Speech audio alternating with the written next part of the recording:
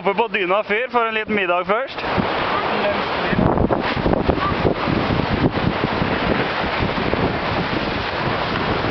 Ser Dyna fyr. Jepp.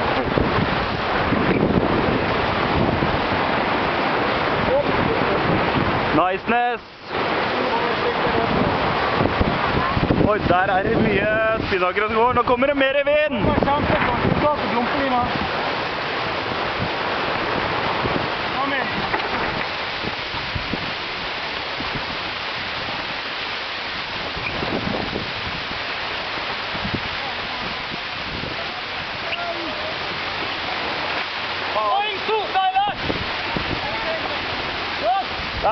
Der er klart.